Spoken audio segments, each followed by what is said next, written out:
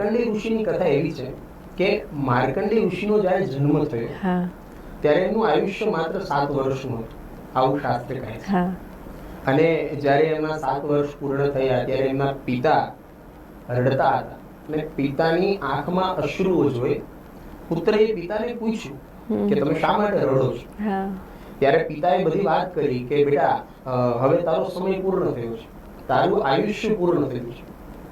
ત્યારે માર્કંડેય ઋષિએ પોતાના પિતાની આ વાત સાંભળી અને પોતાના આંગણામાં રહેલા શિવ મંદિરની શિવલિંગની પૂજા કરી અને શિવલિંગને બાથ ભીડી અને પોતાના મુખમાંથી એક મંત્ર નીકળ્યો, જેને આપણે બધા મૃત્યુંજય મંત્ર તરીકે ઓળખીએ છીએ. જેના 2 પ્રચલન છે.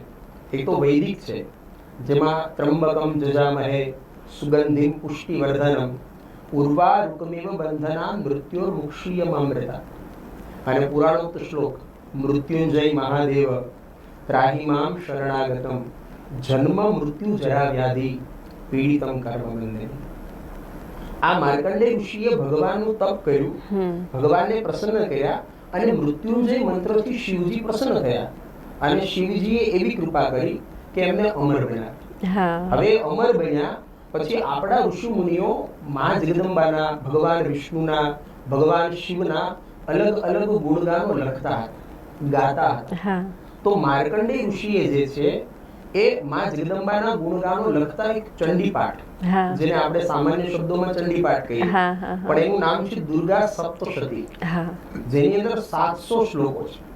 અને એ 700 શ્લોકોની દુર્ગા સપ્તશતી એ માર્કંડેય ઋષિનું આપણા ભારત વર્ષ ઉપર કે આપણા મનુષ્યની પર સૌથી મોટામાં મોટો ઉપકાર છે એવું કહી શકાય.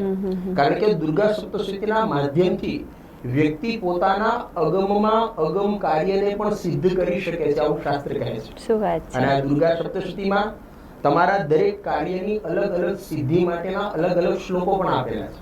સરસ. સામાન્ય રીતે કોઈ માણસ ચિંતામાં છે તો એની ચિંતાની નિવૃત્તિ માટે, કોઈ માણસ રોગી છે તો એના માટે રોગાન શેષા નપહૌસી તુષ્ટા રુષ્ટા કુકામાન સકલાન વિષ્ટાન તવામશ્રિતાનામ ન વિપન્નરાણા તવામશ્રિતૈયા શ્રેયતા પ્રયાંતિ. આ રોગમાંથી મુક્તિ માટેનો શ્લોક. એવી રીતે કોઈ વ્યક્તિને ઈચ્છિત વરની પ્રાપ્તિ કરવી છે, કોઈ વ્યક્તિને ઈચ્છિત પત્નીની પ્રાપ્તિ કરવી છે, કોઈ માણસ ધન ધાન્યની સમસ્યાથી બીમાર છે, તો આવી અનેક સમસ્યાઓની નિવૃત્તિ માટે માર્કંડેય મુનિએ આજે માનવ જાત માટે એક ઉપકાર કર્યો છે. એ ચોક્કસ સમાજ માટે ઉપકાર છે અને સમાજ માટે કલ્યાણકારક પણ છે. સાચી વાત છે. તો હવે આપણે મા વિશે ચર્ચા કરીશું. અને માનું નામ આવે એટલે નવરાત્રિ આવે ને આવે જ યાદ. તો વર્ષમાં જે નવરાત્રિ જે છે, મેં સાંભળ્યું છે ત્યાં સુધી 4 નવરાત્રિ હોય છે, તો એના વિશે થોડું જણાવો. જી હા, ચોક્કસ. બહુ સારો પ્રશ્ન છે તમારો. કે આમ તો નવરાત્રિ 4, પણ મોટા ભાગના લોકો છે એને એક જ નવરાત્રિની ખબર છે કે આસો મહિનામાં આવે અને આપણે ગરબા રમીએ, એટલે એ નવરાત્રિનું જ્ઞાન આપણી પાસે છે. પણ શાસ્ત્ર કહે છે કે 4 નવરાત્રિ વર્ષ દરમિયાન આવે, જેમાં મહા મહિનાની નવરાત્રિ, ચૈત્ર મહિનાની નવરાત્રિ, આષાઢ મહિનાની ગુપ્ત નવરાત્રિ અને આસો મહિનાની પ્રચલિત નવરાત્રિ. આ નવરાત્રિ જે છે એના પાછળ પણ ઘણા બધા શાસ્ત્રીય મતાંતરો રહેલા છે.